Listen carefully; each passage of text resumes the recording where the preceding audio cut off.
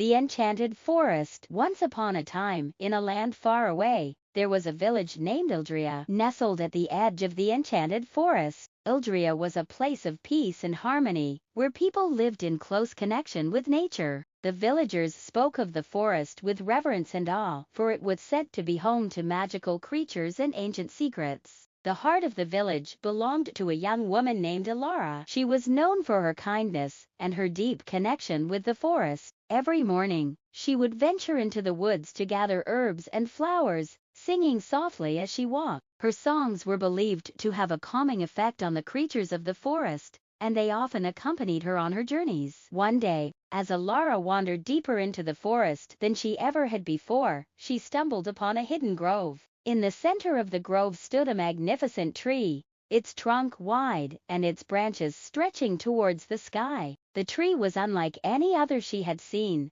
with shimmering leaves that sparkled in the sunlight. As she approached the tree, Alara felt a warm, welcoming presence. She placed her hand on the trunk, and to her astonishment, the tree spoke to her. "Welcome, Alara," the tree said in a gentle, melodic voice. "I am the guardian tree, the heart of the Enchanted Forest. For centuries, I have watched over this land and protected its secrets. But now, I am in need of your help." Alara listened intently as the guardian tree explained that a dark force was spreading through the forest, threatening to destroy its magic and the creatures that lived within. This dark force was the work of a sorcerer named Malakar, who sought to harness the forest's power for his own sinister purposes. Only someone with a pure heart and a deep connection to the forest can stop him, the guardian tree said. "You, Alara, are the one I have chosen." Though she felt a pang of fear, Alara knew she could not refuse. She agreed to help the guardian tree and embarked on a quest to save the forest. The tree bestowed upon her a pendant, a small crystal that glowed with an inner light. "This will guide you and protect you on your journey,"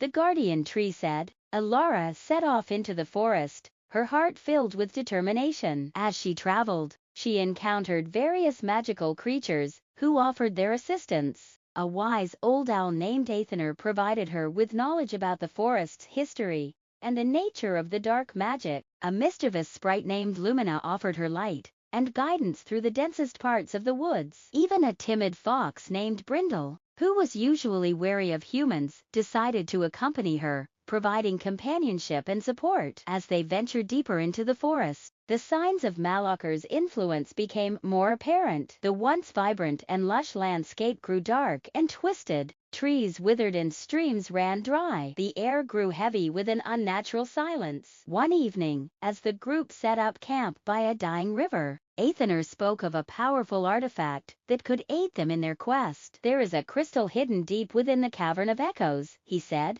"It is said to hold the essence of the forest's magic. If we can find it, we may be able to use its power to counter Malakar's dark spells." Determined to find the crystal, Alara and her companions set off the next morning. The journey to the Cavern of Echoes was perilous. They had to navigate through treacherous terrain and avoid the traps and minions that Malakar had set to guard the path. After several days of arduous travel, they finally reached the entrance of the cavern. The air was cool and damp, and the sound of dripping water echoed through the dark tunnels. Alara held up her pendant, which glowed brightly, lighting their way. As they ventured deeper into the cavern, they encountered various trials that tested their resolve and strength. They had to solve intricate puzzles, navigate through mazes, and face illusions designed to lead them astray. With each challenge, Alara's bond with her companions grew stronger, and their determination never wavered. Finally, they reached the heart of the cavern,